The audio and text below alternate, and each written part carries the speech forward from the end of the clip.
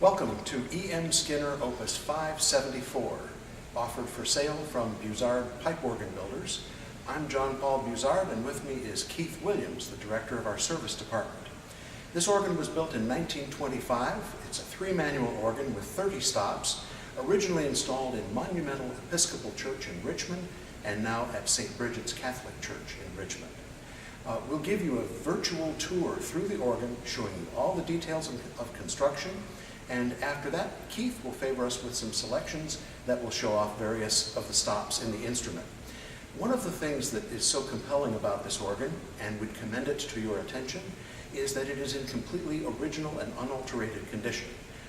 Yes, it needs to be restored, most definitely, but it is a ripe candidate for it because nothing has been done to damage it. I'm Keith Williams, and I'm sitting at the console of Skinner Opus 574, which is very typical, as is the rest of the instrument, of Skinner's 1920s era construction. Electro-pneumatic switching, electro-pneumatic combination action. This organ is relatively compact for a Skinner organ, and it has preparation for 2 additional stops. The blank draw knob in the pedal was presumably prepared for the installation of a 16-foot trombone. And the blank draw knob on the grate might well have been intended for chimes, but could also be used to install a tromba or a tuba, depending on what the eventual home would most deserve. Nothing has been, when the organ was moved down the street, basically, it was simply set up here in almost exactly the same configuration as it was originally. So all of the internal components are unchanged, other than replacement of some of the wind ducts, which could easily be refabricated in the original zinc or something solid. The choir is a 4-stop division of concert flute, bell sienna, 4-foot flute, and English horn, and the grate is a 3-stop division of diapason, clarabella, and octave, with stops duplex from the swell, and also the typical Skinner upward extension of the 16-foot pedal board to serve as a 16-foot manual stop. The swell is the most complete division, as is typical with smaller Skinner organs. That's where all the fun lives, and so we have a diapason up through mixture, and 3 reeds, cornopian, oboe, and Bach chanel.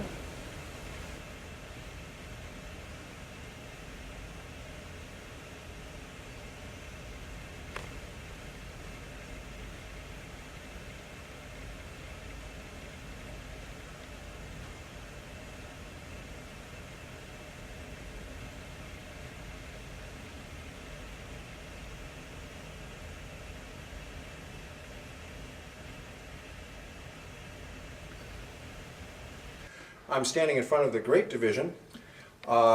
This is a 3-rank division. The front rank is the 8-foot diapason. Next is the 8-foot clarabella, and then the 4-foot octave. The bases are offset on 2 chests on either side, extending beyond the side of the choir enclosure.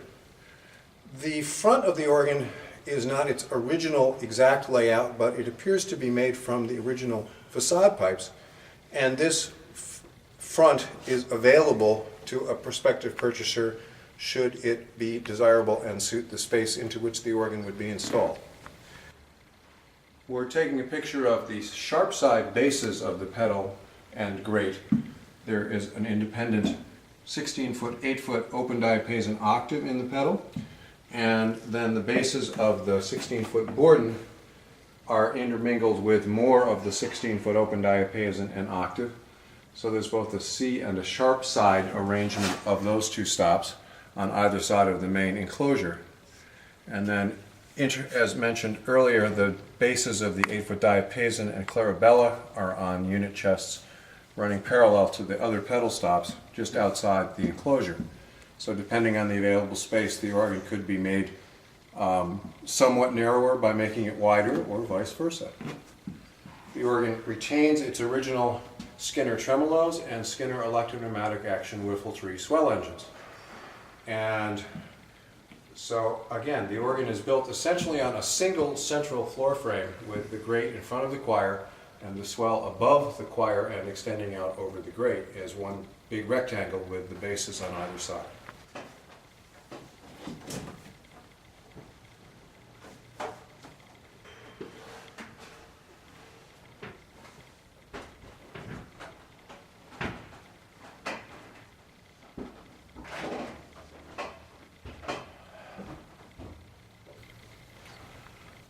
I'm standing inside the choir box right now, which contains a choir division of 8-foot dulciana, 8-foot concert flute, which starts out as stopped wood, and then open wood, and then harmonic metal, and a 4-foot flute, which also is harmonic, and then an English horn, which has solid caps.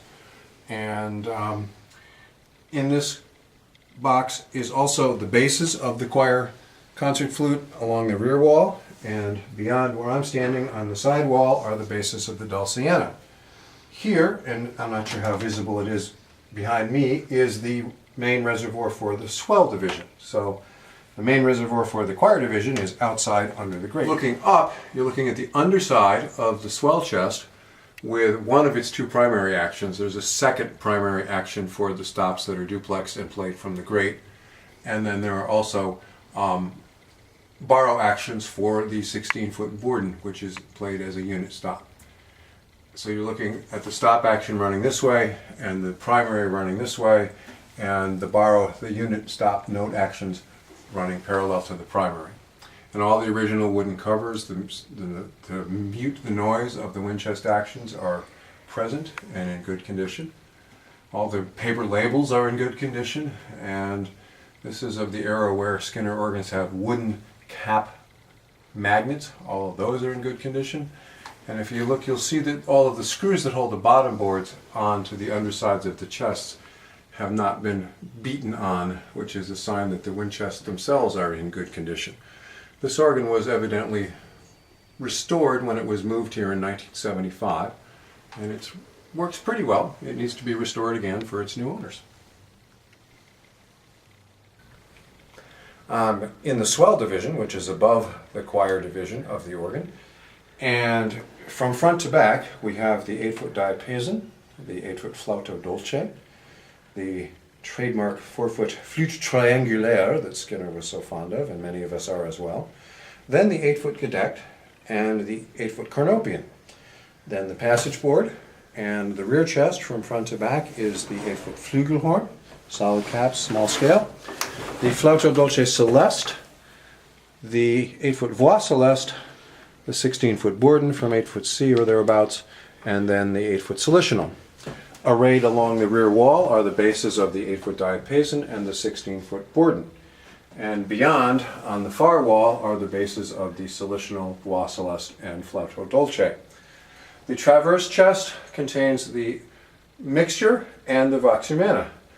And of great interest in terms of the amount of work that will be necessary to restore the organ is that all of the cone tune pipes in this organ have been very carefully cared for and not mishandled, and so they're in very good shape, especially compared to other organs of similar age that I have seen elsewhere.